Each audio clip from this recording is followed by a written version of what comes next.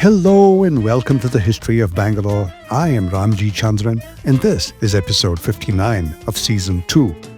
In the first few episodes of this season, I journey through the beginnings of the era of the Vijayanagara kingdoms right through the Tuluva dynasty, during whose time the creation of Bangalore happened, a city that was built under the patronage of the Vijayanagara kings. Over the next few episodes, I will continue down that road, heading towards the soon-to-be-built Bagilu of Bengaluru. But first, I must acknowledge the patronage of my sponsors, the Prestige Group, with whose support this podcast becomes possible. Building cities one landmark at a time, they transform dreams into reality. You can be a part of the future. Simply add prestige to your life. A quick summary of the story so far. In the waning decades of the 15th century, the Vijayanagara Empire stood at a precipice. The once glorious Sangama dynasty had become a shadow of its former self. Internal decay, factionalism, and a revolving door of ineffectual monarchs had sapped its vitality. Among the most infamous of these was Praudharaya, an incompetent, indolent, self-serving ruler whose grip on power was so weak that even his own nobles began looking elsewhere for leadership. When Saluva Narasimha executed the coup, as he was invited to, he not only saved the empire's existence, but would go on to change its trajectory. Praudharaya, caught unprepared, fled in disgrace. There was little mourning for this man's departure.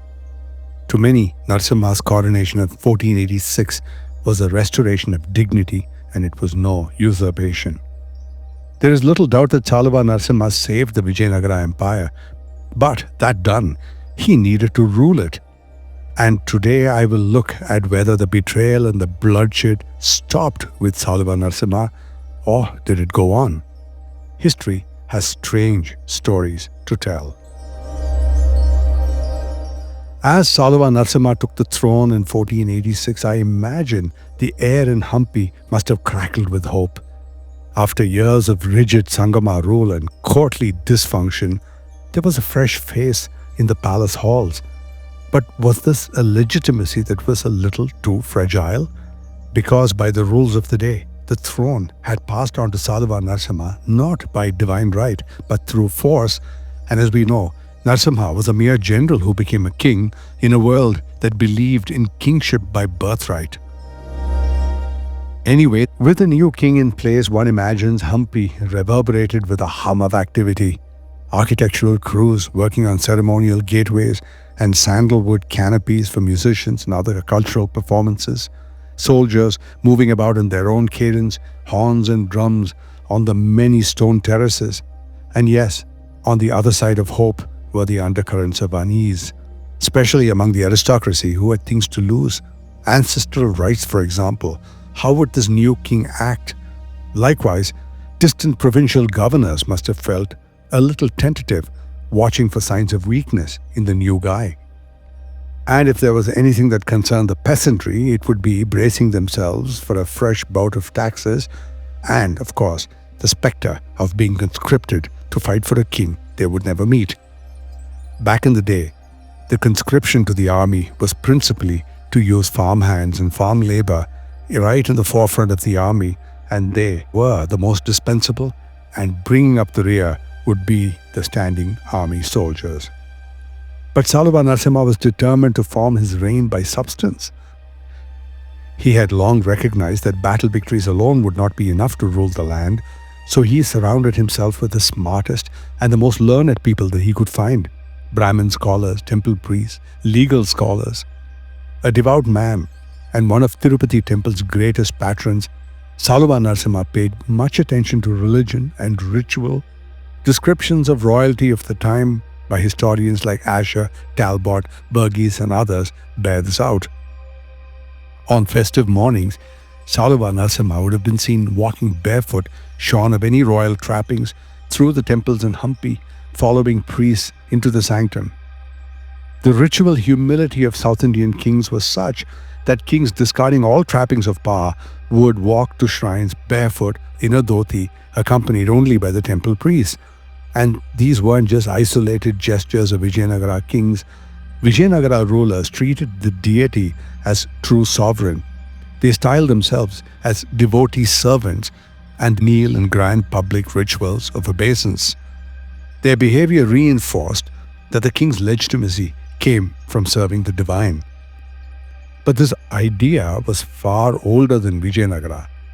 Chola emperors like Rajaraja took titles like Shivapada Shekhara, the jewel at Shiva's feet, which is a sign of ultimate submission. The Hoysalas went right into it. Vishnuvardhana would only walk behind his Guru Ramanuja barefoot in public processions.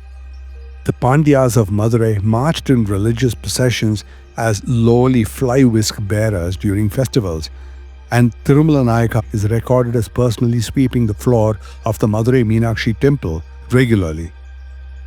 But the theological expression of ultimate humility that beats all of these was from 9th century Chera king Kulashekara, one of the 12 Alvars of the Vaishnava faith, who wrote a poem, Mukundamala.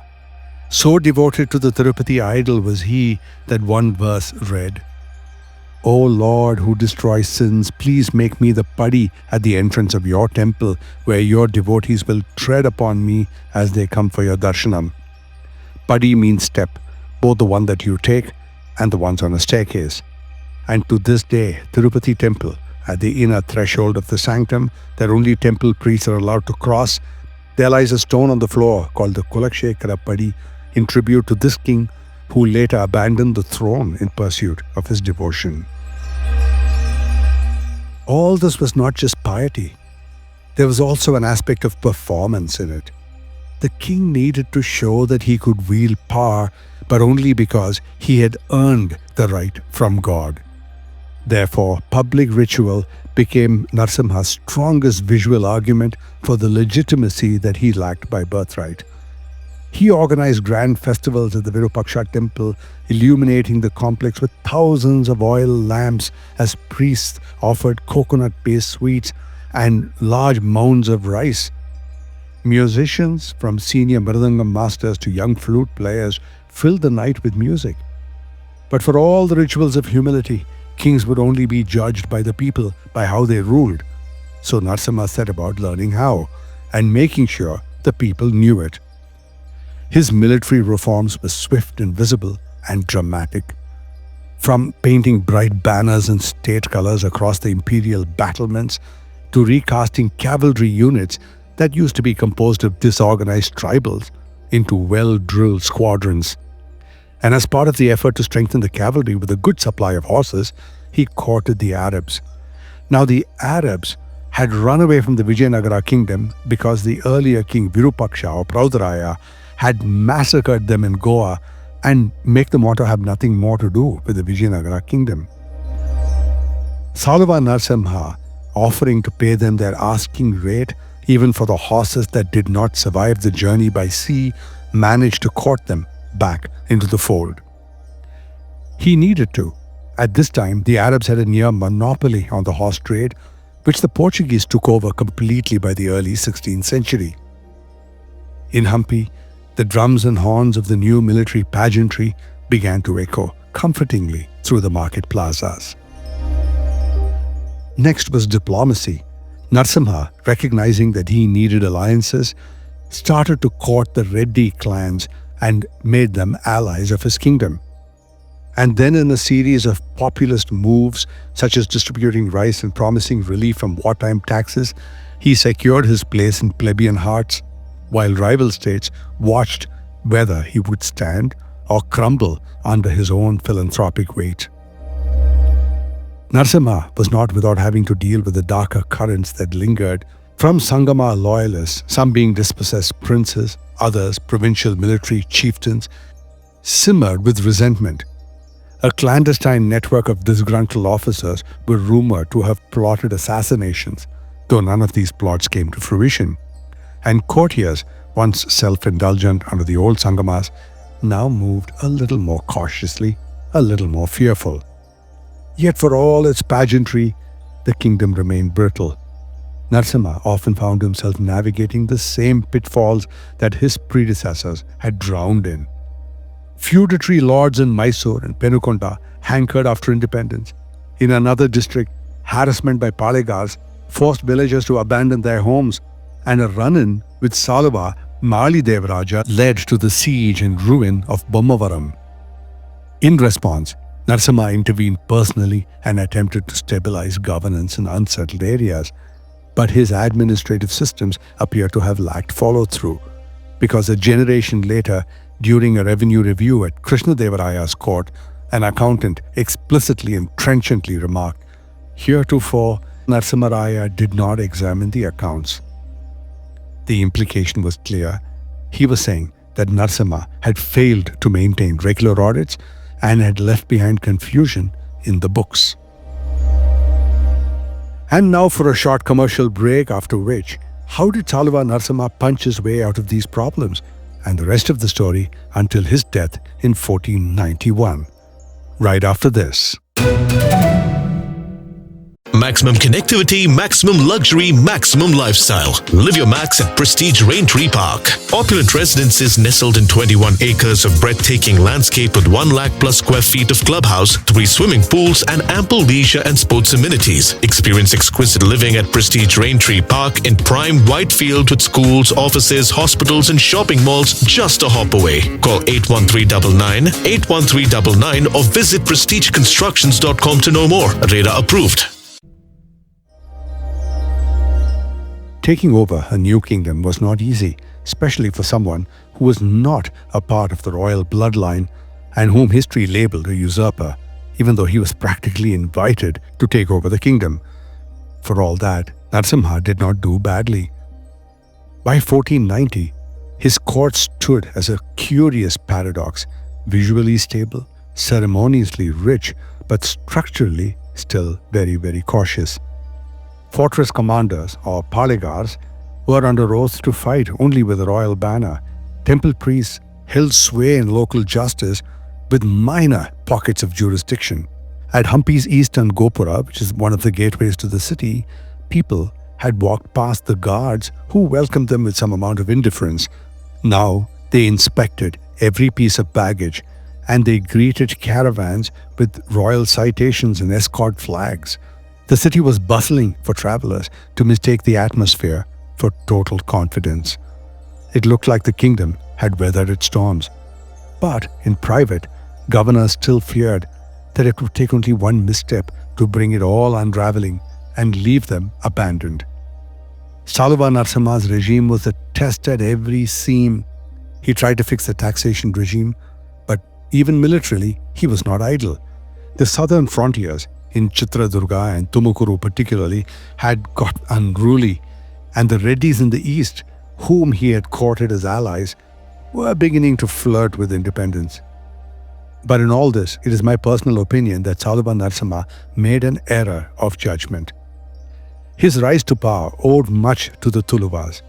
As listeners will know from earlier episodes, it was Ishwara Nayaka from the Tuluva clan who led the forces to recapture Udayagiri fort, and later Ishwara led the attack on Hampi itself to depose the Sangamas. Narasimha continued this reliance on Ishwara's son, Narasa Nayaka, who went on to play a central role in imperial campaigns and eventually take charge of the court after Narasimha died. This was a rather complicated situation. While this arrangement may have stabilized the empire during Narasimha's lifetime, its long-term consequences proved disastrous. Narasa Nayaka did not merely serve as a regent, he ruled in all but name. And within 2 decades, Narasa's own son, Veera Narasimha, replaced the Saluvas and founded the Tuluva dynasty. The very group Saluva Narasimha had trusted would within 2 decades replace his own line. In hindsight, this deep dependence on a single military faction and the failure to institutionalize a broader oversight was not merely a strategic risk. This is what I call an error of judgment. Though it may not have seemed so in the moment, Narasimha's decision to centralize authority in the Tuluva command structure ultimately undermined his own dynastic succession. Saluva Narasimha's reign did not end with the glorious aggression of his rise. Instead, it ended in retreat. In the final year of his life, he lost the fort of Udayagiri back to a resurgent Gajapati army. This was the very fort that had launched his rise to power. Sources differ on the precise sequence of events, but the broad picture is clear. Narasimha had marched east to confront the Gajapatis, but the campaign faltered. He was either captured during the conflict or surrounded and forced into negotiating his own release in return for his giving up all claims on the Udayagiri fort. This was a deeply symbolic reversal for a man who had once stormed that fort and took the crown. But humiliating or not, the episode marked the end of his military leadership.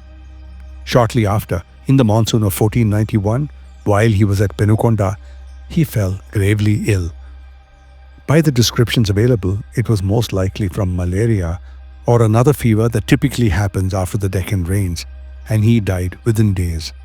There was no triumphant return to Hampi, no public farewells, only a powerful vacuum, a pair of underage sons, and a general, Narasa Nayaka, who now held the reins of empire. The king, who had seized power to save the empire, was forced to leave it once more in uncertain hands.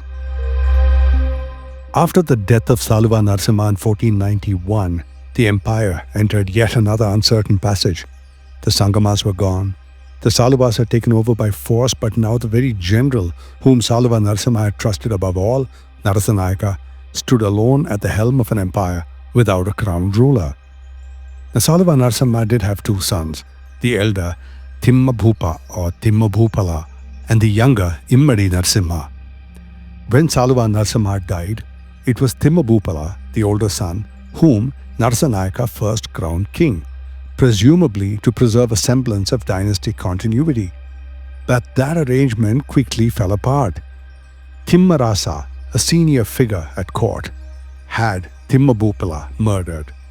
Now the throne passed on to the younger son Immadi Narasimha, who was still a boy. Once again, Narasa Nayaka held the real power, not only as a dull boy, but now styling himself with royal authority in tandem with the Saluva titles. But even this uneasy balance could not last, of course. When Timmarasa, the man responsible for the murder of Timmabhupala, was welcomed into favor by the younger son Immadi Narasimha and not punished as Narasa Nayaka had demanded of him, the tension between the regent and the king exploded. Narasa Nayaka marched with his army from Penukonda and laid siege to Vijayanagara. This didn't really rise to the level of a civil war, but it came pretty close. In the end, Timmarasa was executed and Immadi Narasimha was removed from the capital, taken to Penukonda and kept under close surveillance. Another way of saying that he was jailed. It was by any reckoning a second usurpation, if you like, but not one crowned with ritual or battle, but enforced through administrative control, the confinement of the existing king and the elimination of any dissent. From this point forward, Narasa Nayaka ruled in everything but name. He suppressed revolts, he conducted military campaigns and appointed Tuluva commanders to positions of critical importance, extending the same circle of trust that he had inherited from his father, Ishwara Nayaka. But the violence of his rise to power did cast a shadow. The murder of a royal prince, although not his doing, the siege of the imperial castle and the effective removal of the reigning king brought new internal troubles, particularly among those nobles who were still loyal to the Saluvas. Narasa Nayaka would spend much of the next years trying to hold the kingdom together while managing the consequences of that act of political coercion. What I have covered of Tuluva Narasa Nayaka does not do him full justice, but I did cover all of what is relevant to us in the present context. But once again I must mention, for all his autocracy, it must be noted that Narasa kept his promise to his former boss and never took the throne and ruled only by proxy. But his son Veera Narasimha had made no such promises to anyone, and unlike his father, he had no hesitation about seizing the crown. Within a few years, Veera Narasimha deposed Immadi Narasimha and declared himself emperor, formally founding the Tuluva dynasty. The Saluvas, who had risen by the sword, now fell to silence, their brief rule absorbed into that longer arc of the Vijayanagara imperial continuity. Even this dynasty would not be without its own tensions. Veera Narasimha's reign was short and the succession once again uncertain. Before his death, he is said to have wavered whether to leave the crown to his own minor son or to his half-brother, a man already tested in battle and in court, and that half-brother was Krishnadevaraya. And it is here at the edge of a dynasty and the start of an era that I leave this story. Saluva Narasimha had ruled with energy but left a fragile legacy. Narasa Nayaka ruled without title, but he shaped the future. Veera Narasimha declared a new lineage, but he died too soon to be able to secure it. And now the mantle would pass, not just to any other ruler, but to the most celebrated emperor in the history of Vijayanagara. In the next episode, we will meet him, the man who would become Krishnadevaraya, warrior, poet, builder, diplomat, and king. But for now, as the eastern sun rose over Hampi's Gopuras in the year 1509, the empire stood still. And that young man, Krishnadevaraya, quiet and watchful, was preparing to take the throne. And as history went on to prove, all the weight that came with it. In the next episode, the reign of Krishnadevaraya, the very zenith of the empire of Vijayanagara, and I can't wait to bring you that episode. I am Ramjee Chandran, and this is the history of Bangalore.